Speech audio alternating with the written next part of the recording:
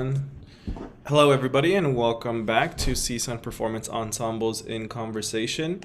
My name is Fernando Martinez. I am one of your hosts. And my name is Jefferson Devon. Yeah, and today is the least, I feel, choreographed, least choreographed Right. we have. And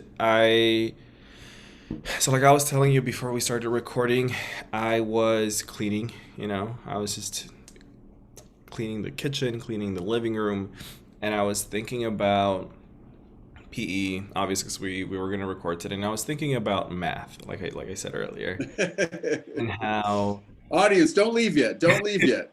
yeah, and how like I honestly I'm not, I'm just not good. I'm not good with math, and I was thinking about it, and I was like, it's one of those things where you feel, especially as a kid, because you're so dramatic when you're a kid, that it's really like forced upon you, right? It's like, oh, well, like they're purposely trying to make you suffer, and it's not Mm. that. And I think the older you get, the more you realize that there's a lot of skills that you can gain out of something like a math course or a science course.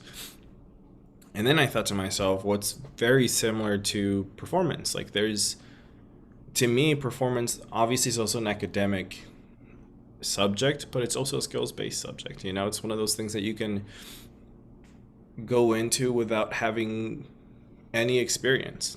Or you can be like you coming in as an actor, like you have acting skills.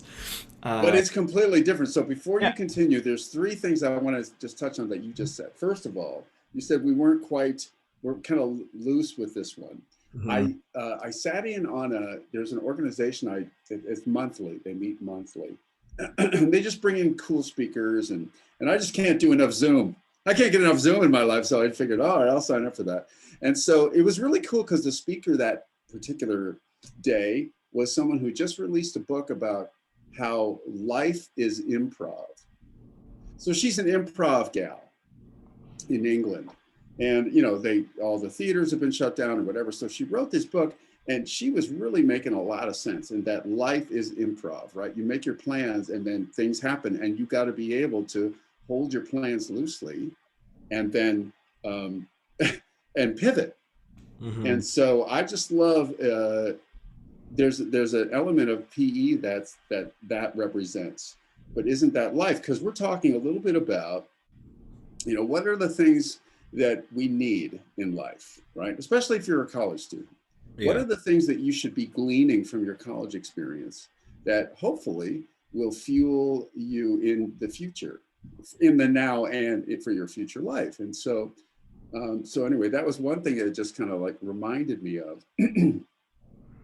And then secondly, the fact that you're talking about math, and I was Yeah. just speaking with my I was just speaking with my sister-in-law, and both my wife and my sister-in-law had grew up in England, and Mhm. she took her O levels. I don't know if our audience knows or if you know what that is, but when you're 16, I guess you take these standard tests. They see how you do. And then if you're really good at a subject, you can take your O levels. And if you master the subject, you can take your A levels. Anyway, so she took O levels in math and Latin. Of course. Okay. And so, like you do. Yeah. And so Latin, and I said, really? She goes, what's weird? Because she's a nurse and she's been working in the medical field for years and years. That Latin stuff, she actually put to great use in her career. Who knew, right? And so, getting to, again, PE, you don't know, unless you've been through PE, how these things can unlock aspects of you. This is a common theme we talk about on this Yeah. show. Things that you didn't know, or maybe you'd forgotten about that you have, right? And Mhm. then lastly, here's my third thing: cleaning. You know, there's just something to be said. And last week we talked about mental health. Mhm. There's something to be said when you kind of clean your environment. You clean up your room. It's almost like, or your kitchen or your car, and it's almost like it declutters your brain, Yeah. right? Yeah. Because it's almost like everything around us is a manifestation of what's inside of us. And I think that also pertains to PE because you're accessing what's really inside of you. So many people dear audience, if you've been in therapy, you know we talk about therapy on this show. There's a lot of things that we do, a lot of our actions are dictated to by inner voices that we are not aware of. And it's almost like, why did I do that? Or why did I get so angry? Or why did I just pick a fight with my girlfriend or whatever? And again, PE, it doesn't solve everything. It immerses you in a world that already exists inside of you. It Mm-hmm. exists. But if you don't examine it, isn't there a famous quote, something like the unexamined life isn't worth living? I'm going to alter that a bit and say the unexamined life will keep having its way with you and you won't know why. So PE gives you this access, a way to kind of like process all the inner stuff, everything that's happened to you, Fernando, to me, to our audience, in our lives up to this moment, that's all influencing everything we do. And Yeah. some of it we don't like. Do Yeah. you agree with that? Absolutely. And it's also one of those things too where it's just like when you're giving the example of using Latin and like having used that in their work experience. It's like, again, this isn't the case for everybody, but there are times where something like this can provide you the skills, or it honestly it changes your world. Because I feel like right now, and then maybe this is the case for a lot of people just because global pandemic, but like we're in a moment of like, I don't know, like a moment of growth. Like it's such a weird like pivotal moment. And um I was thinking about how, because we've been talking about what I've been doing like outside of this, right? Like, so I apply into schools and like trying to go to a PhD program, and that wouldn't have been the case had it not been for something like PE, and it, not just because I fell in love with performance and that's what I wanted to do with my life. Is I wanted to study it and I wanted to teach it and I wanted to perform and direct, but also because it made me question things. And I think that's the skill that it really gave me, was always questioning things, right? Always critiquing things, always asking why, to the point of just annoying somebody, but like asking why. And I think that's what it did. And it's so insane to me that so this is kind of a sad thought, but it's like there's a couple of months left before I probably won't be able to host, right? And so it's gonna be somebody else. It might be Sir, it might be Sam, it might be somebody else. It probably won't be me, because my life has decided that it wants me to go elsewhere for a PhD, and a lot of that thanks to performance. Uh, as an undergrad,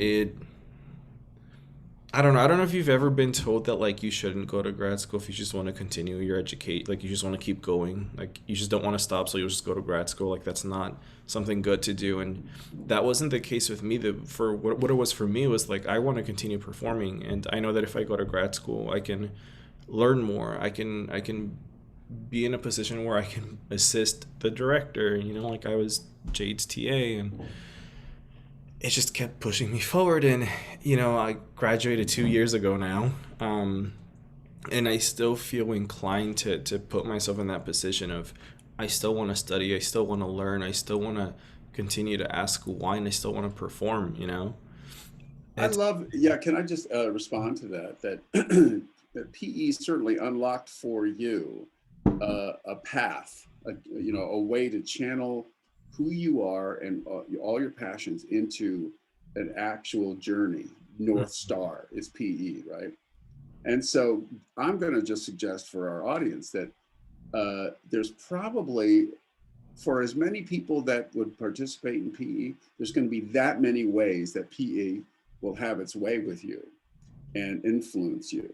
And so for me, as I reflect on it, because I got your email about it, and maybe this could be a topic about how PE could be a way to, you know, clarify a trajectory or whatever. For me, it was a reminder, I'd say, that to keep a portion of your life, if you were to balance, if your life is kind of a pie chart, right? Let's say a quarter or whatever you decide is the right portion has to be things that uh, fuel your creativity in some way. Now, I'm saying it in a kind of couched way. Here's what I'm trying to say. You don't have to make your living at this. Hmm. You don't have to make your living as being a creative. I used to think when I came out here from Chicago, I think we talked about this before. I had a contract with Columbia Pictures, and I thought I was going to be a movie star.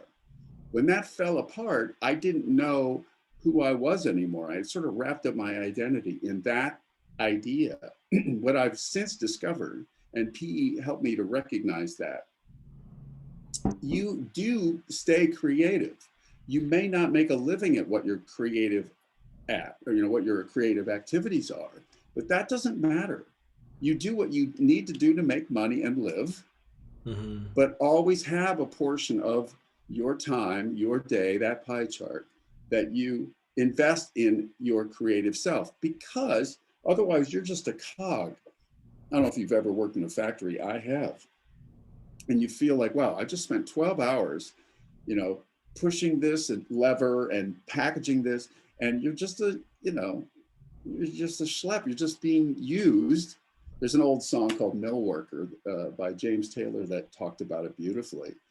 May I work the mills just as long as I am able and never meet the man whose name is on the label. I mean, it's me and my machine for the rest of the morning, for the rest of the afternoon gone, and for the rest of my life. I mean, pretty bleak. And so now, okay, so if that's your entire life, Hmm. it feels like you are showing up. It's almost like you're an extra in your own life, right? You're not own, but if you can do that and still have something to do on the side that reinvigorates your soul, that makes you feel alive, it doesn't have to be your living. I've done, like I said, I've been an actor, I've been a full-time musician, blah, blah, blah.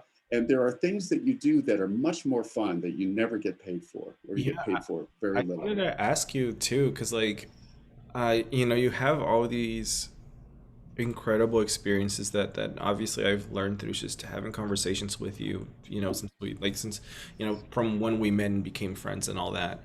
Um, so what's okay? Because like that's what I wanted to say too. Is like obviously it's not the case for everybody that this is something that you're gonna do for the rest of your life, but it can be something that's gonna be a part of your life for the rest of it, right? And so I think that's the important difference there that you just highlighted. And so I wanted to know what's something that you do because I know that uh, you just finished school or you're wrapping up school, right? And you just finished school. Um, but what's that something? What's that like piece of the pie chart that you keep to yourself that's creative? Great question. And so as you pose that to me, I'm going to pose it to our audience. Hopefully, you've got something to say to that question. And if you don't, think about that and ask yourself why not. Okay, so for me, I am in that mode now. I'm in that position now where I'm just trying to find a way to make a living, pay bills, and I keep the things that keep me feeling like I'm creative and connected to my soul is poetry Mm-hmm. and songwriting and podcasts. So I'm a part of a couple, uh, and that I do all of those things for very little money or for free. Yeah. But the payoff for me is beyond words. And again, I just want to go back to what I was saying. When I was younger, I thought that you had to make a living at what you were passionate about. That had to be the way you made your money. And I just don't believe that anymore. It could be, and that's great what it does. But if it's not, you're not a failure, right? I think society says, oh, you're going to be an actor, so you're going to be a multimillionaire. Well, can I tell you, if you're part of the Screen Actors Guild, 95% barely make anything, if they make anything at all. And so let's say the top five are the movie stars that you hear about, but everyone else is just going job to job. But when I was working as an actor, I was on Days of Our Lives for a bit. And so you'd make money for 6 months, right? But I wasn't a contract player on the soap opera. I was a recurring role. So half the year I'm not working. I mean, you can say, wow, you're on TV, and you realize, I've got a friend of mine who's working on a show, an off Broadway show, but it's getting big, recognition. And I think a major label is interested in releasing the music for it. they're living in a small guest house. You know what I'm saying? Right. Do you hear that cat meowing? That's exactly the response I was hoping for. Yeah. But my, oh, by the way, sidebar. Did you see that? I'm sure you did. It went viral. How that attorney, he had that cat filter. Yeah, that was. I've been looking to do that. I can't find the damn filter. Apparently, it's like old technology, and you can't get. Anyway, Yeah, my. I digress. Oh, I think she's working.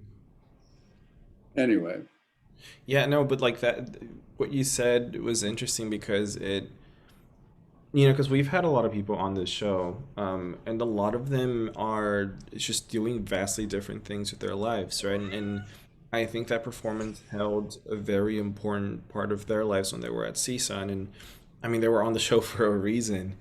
Um, but I think that's one of the skills that you do learn is that you do get to explore this creative side. Because, like, even for people who do want to do this for the rest of their lives, you don't just get there immediately. And it's unfortunate that sometimes it does feel like it takes, I don't know, this like never ending loop to get to where you want to be. But in the meantime, you get to do all this creative stuff. And like you, obviously, we have this podcast together. I really do like writing poetry and recording it. I like even bought a little mic. It's just so that I don't have to record on my phone. I can just like, tape it onto my shirt, whatever. right. Um, You know, so you like to write poetry. I know you do. Hey, do you happen to have a poem maybe that you could share? yeah, I do. Just kind of set it up.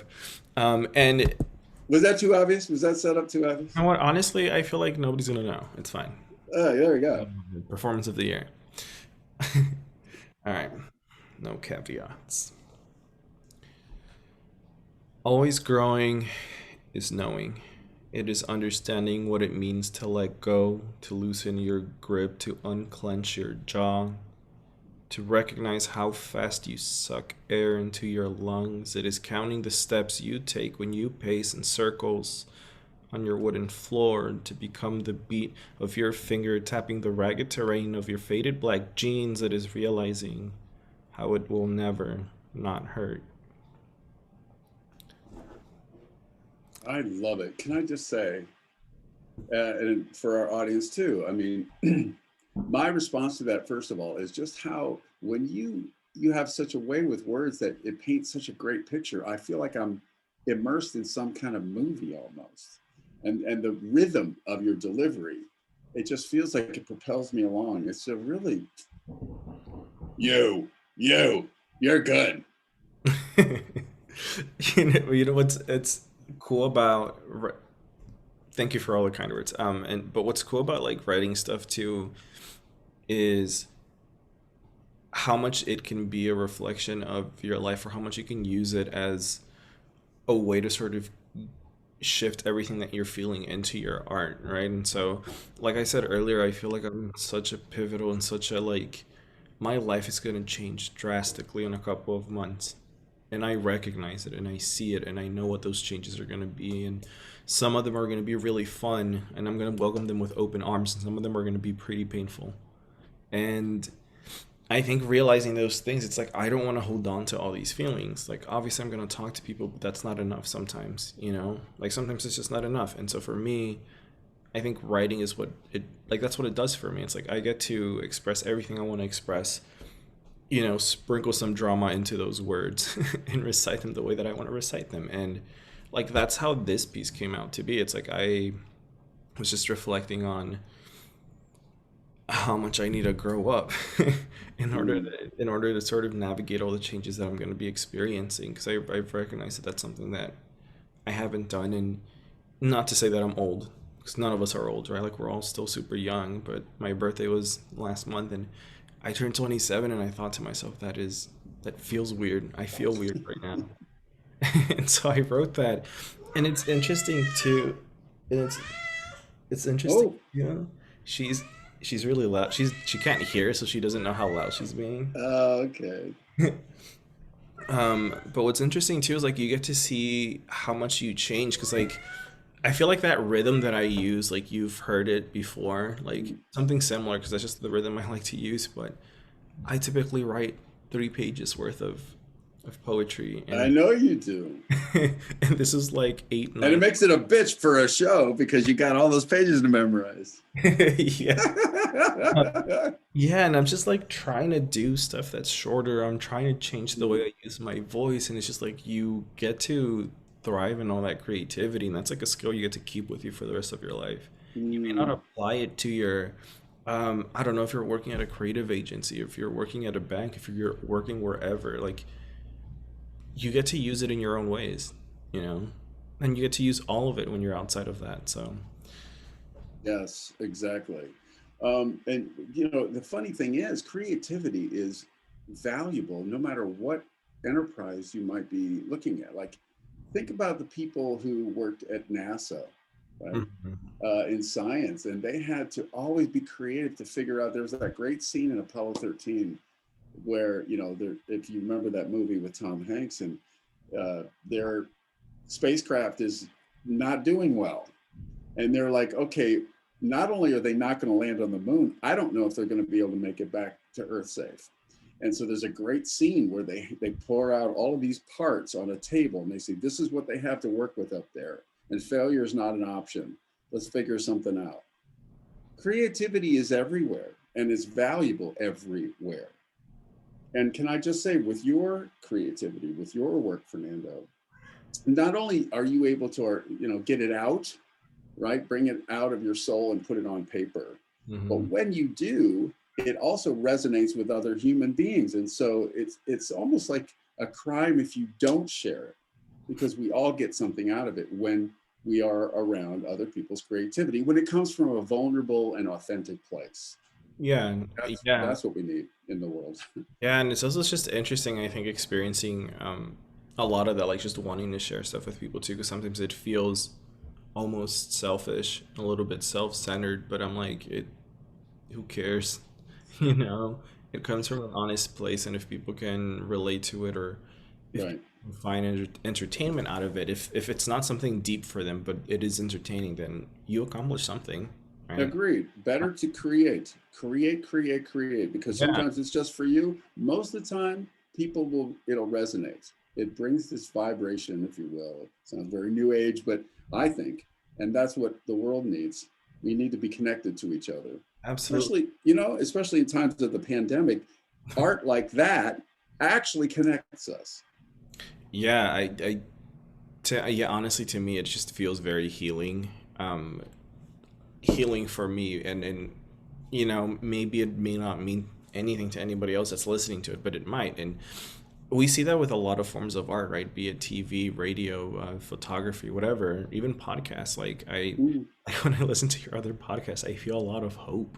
I just become a much more hopeful person. I'm like, oh, the world isn't this big scary monster. It can be mm. ugly sometimes, but it's not this big scary monster. And so I sort of wanted to tie this all back to math for a very specific reason.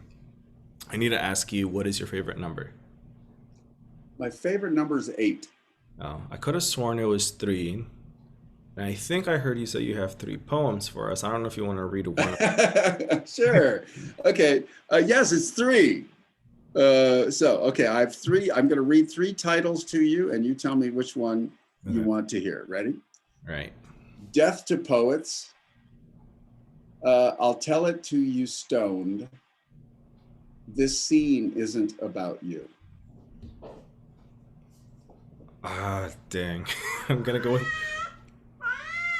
I think she wants number three. The last one, this scene isn't about you. Yeah. Okay. Yes. Okay. So let me just quickly open this sucker up.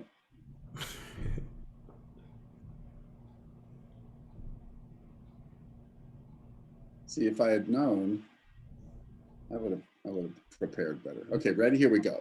We just don't rehearse. It's okay. Right, we're keeping it loose. Yeah. Life is improv, people. Okay, here we go. This scene isn't about you. I'd love to know how to function unself-consciously. Just live and let good be good, bad be bad, feelings be feelings. It's all a muddle, though. I'm unable. I have inability. I am able to be unable. Clothes don't make the man. Music doesn't make the lyrics make music if the lyrics don't sing. To connect emotionally to myself, to you, to anyone. Like a journey on a tightrope between two tall skyscrapers in the city, I'd love to connect with you. But the wind today is an absolute bitch, and I'm uncoordinated in the best of times. I'm full of breakfast cereal and I have to pee again. I have no sense of confidence in myself. Unlike the heroes in stories, I don't think I'm going to make it. I'm destined to be the under five character that gets killed soon after the opening credits, before the first commercial break. Just move the plot along for someone else, please, and get out of the way. This scene isn't about you. The show isn't about you. Go to school and major in your major and get a degree and open the doors to your future and live out your destiny. Or nonchalantly stumble through life until a lightning bolt of unforeseen circumstance intersects and interrupts your humdrum existence to catapult you into a fabulous trajectory. Me? I'm the bystander who might catch a bit of your meteoric rise on my iPhone as it passes me by. Have a nice flight. Buckle up. Don't forget your carry-on. Me? I don't have a ticket. I made it through security, but it's all a mistake. I seem to be on the no-fly list. But I can watch you as you head to the tunnel that leads to the plane. I thought you might turn around and wave goodbye, but you didn't. Looking out the giant windows that face the runways, I suddenly catch my reflection, and it silently mouths, "This scene isn't about you." It never is. Dang. Oh man. I I found myself in a weird mix of like audience and teacher mode Okay. listening to your performance. And I say that for a good reason though, because it's like, I mean, just hearing how different it sounds to the type of stuff that like I would write, but then focusing on like your poem, it what's the opposite of a crescendo? Decrescendo. All right. I mean, yeah. So, I mean, that's what it felt like to me. It started off with this like very vibrant, very like high octane energy, Mm, and it ends with this just very soft spoken, very not monotone, but like the cadence is definitely lower and slow, and it grips you, and you don't even realize the mm. transition happened, and it almost makes me sad, But I think like a good sad, I think. Um, So, I read that for Sue. She goes, "That's so sad." But I think, melancholy is it's a familiar place for me, certainly. And I think it's an emotion that we all share in varying degrees. mhm. And it just, for me, it feels like a very vulnerable place. So it's a place when you write, I think we were talking about this with your work too. When you write, you get to these places that you don't necessarily would get to in common conversation, but Yeah. it's still there under the surface. In fact, it's more potent, right? And so it's just investigating a lot of those inner thoughts that, as if you were writing them in a diary. Yeah, and I think that's the cool thing too. It's like, because like whenever I write stuff, it feels like I'm talking to myself. Mm, And I don't know what it feels like for you, but when I listen to you perform, it sounds like you're talking to us. It doesn't sound like mm, you're talking to you, but it's about things that you're going through, it's things that you've experienced, and but it just feels like you're talking to us the entire time. And I think that's it's like super. It's like it feels very gripping. mm. I And love that. Thank you for the kind words. I mean, basically, you said this. I'm going to say it back to you. I love hearing how other styles are because I'm very familiar with how I would do it, and that's why it's so cool to hear your work because it's different. It's different than what I would do. yeah, absolutely. And then also, I don't even think we talked about this, but um, last weekend, right before we recorded our podcast, PE attended the virtual performance festival, the Patty Pace Performance Festival. Um, Right. We didn't talk about this. yeah, I know. I don't know why.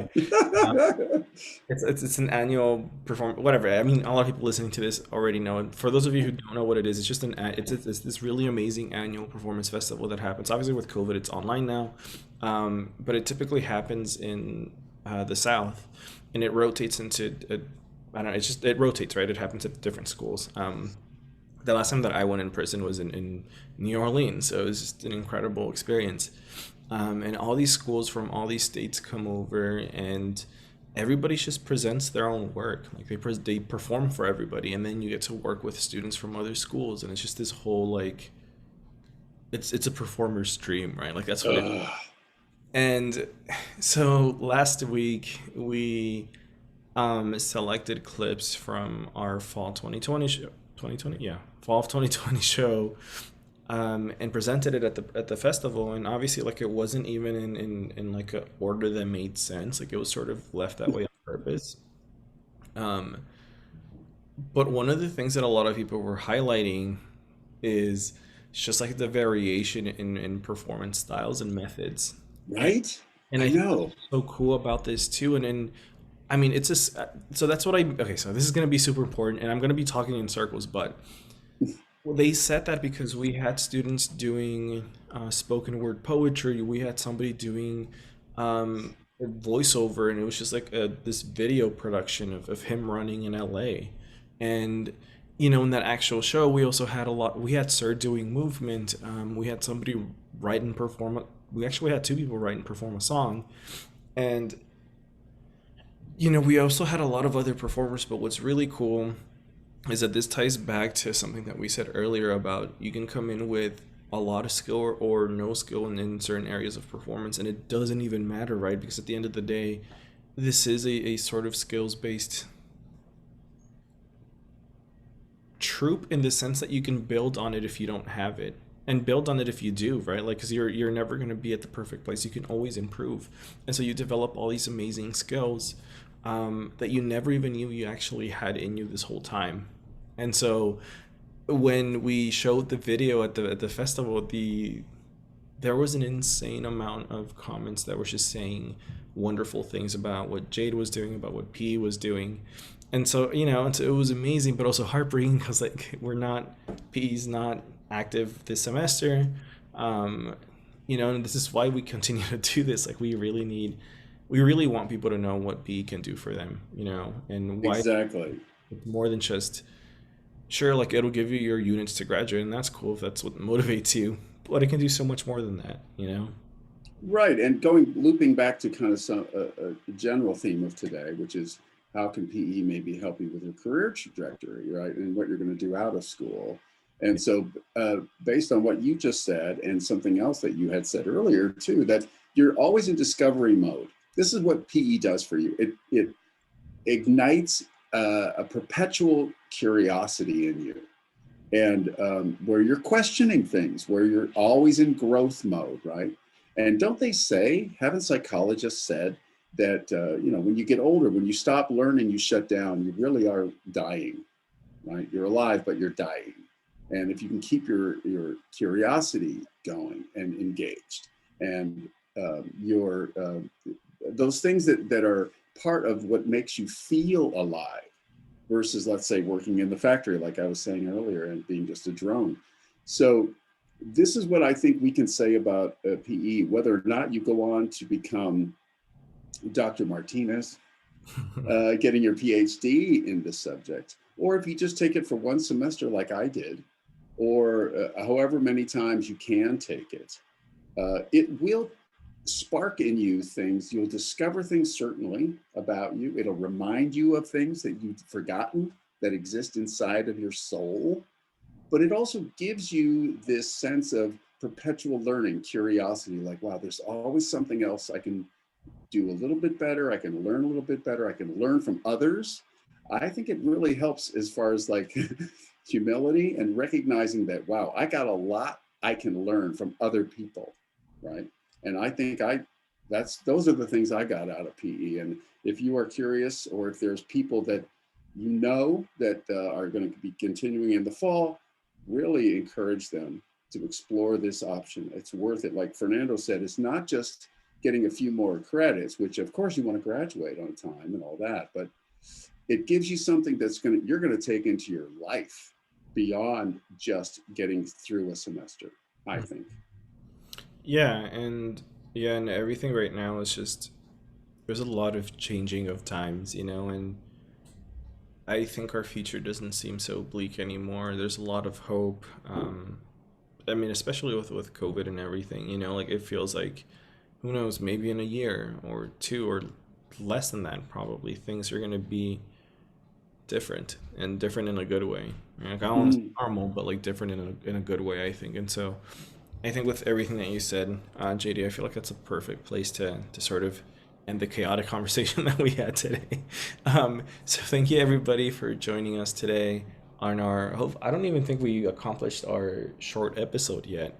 We always overdo it, we always I know. That's okay. I love hanging out with you, and I hope, and we love hanging out with you, dear audience. Yeah, absolutely. So thank you everybody for joining us. My name is Fernando Martinez. I'm one of your hosts. And I'm Jefferson Denham. I'm the other host. And this is the part where we do what, JD? We wave. Yeah.